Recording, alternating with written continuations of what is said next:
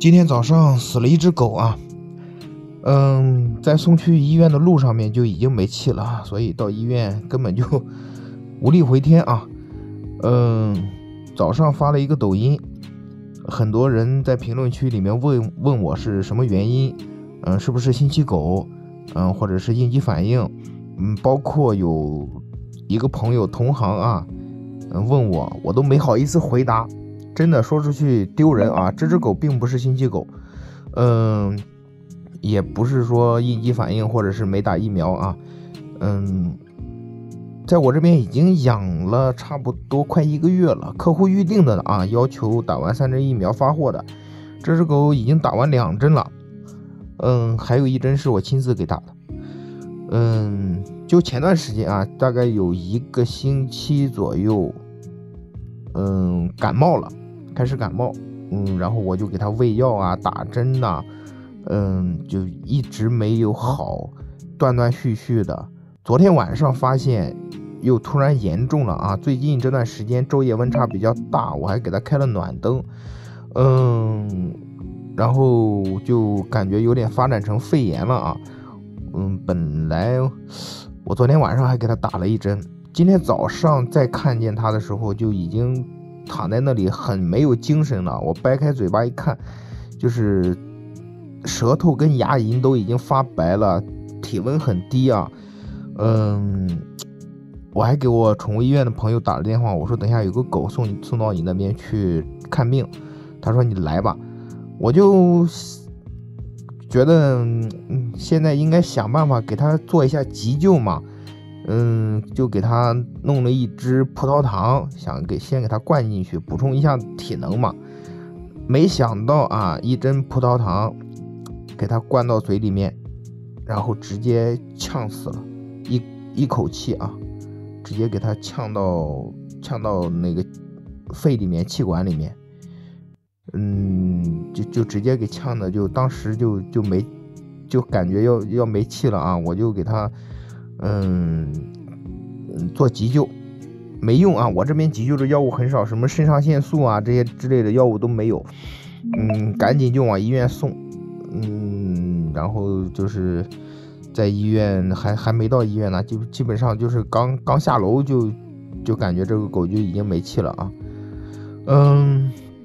怎么说呢？就是说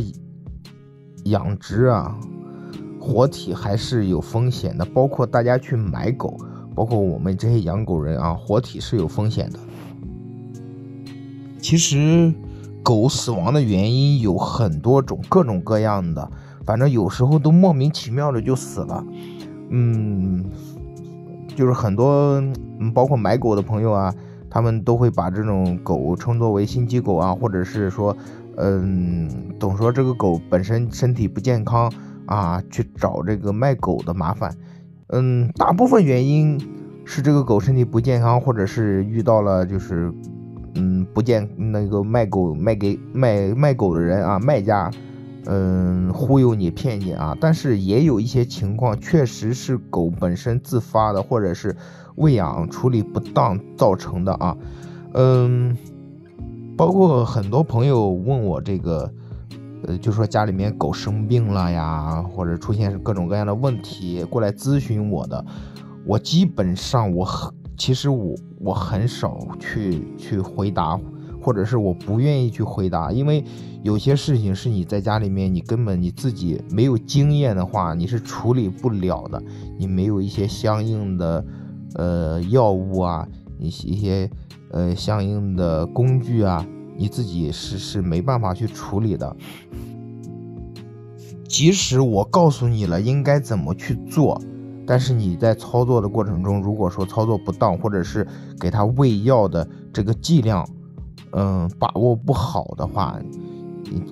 也有可能起到反作用。你像很多人他说我家狗感冒了，我应该怎么办？其实你像问这种问题的话，你要说清楚这只狗有多大，是吧？是什么品种的，年龄有多大，体重有多少啊？症状是具体一个什么样的症状？包括有没有拉稀，有没有呕吐啊？流鼻涕，或者是咳嗽，是吧？这个症状有几天了？然后精神状态怎么样，你这些都得说清楚的，就跟人看病一样的。所以你有时候就问我一句话，我没办法回答，我也不想去浪费很多时间再去一样一样的去问你，把你自己都给问烦了。我不如直接回一句，你带到医院里面去做检查，是吧？就像今天这种情况，我又跟宠物医院的那个兽医朋友啊，我跟他沟通了一下。其实我的操作，我的想法啊是没错的。这个时候要给他搞急救，首先如果说没有其他药物的话，首先给他补充体能、补充能量，就要用葡萄糖。使用葡萄糖没错，但是我的方法错了。这个时候狗呢，它可能就已经没有吞咽的功能了，葡萄糖只能是一点一点的给它滴到嘴里面啊，不能就是我是用那个注射器啊，然后把针头去掉，一支葡萄糖大概5毫升，直接灌到它嘴里面。这个时候狗没有吞咽功能，它很容易呛到气管、呛到肺里面的。而且它没有力气去咳出来的话，那直接就是说一口葡萄糖就直接就给它呛死了啊。很多事情你看着是听着很简单，但是操作起来确实还是需要一定的经验啊。我之前也这样操作过，但是那些狗都没有问题，偏偏这一只狗就直接让呛死了啊。都是交学费啊，这只狗拿的时候是2000块钱，亏了啊，就等于亏了2000。跟客户那边第一时间也跟客户沟通了，客户说那也表示理解，也没有办法，那再重新帮他找一只啊。怎么说呢？做生意嘛，有赚就有赔。只要客户那边不说再找我什么麻烦，我再重新给他找一只相同品相的就行了。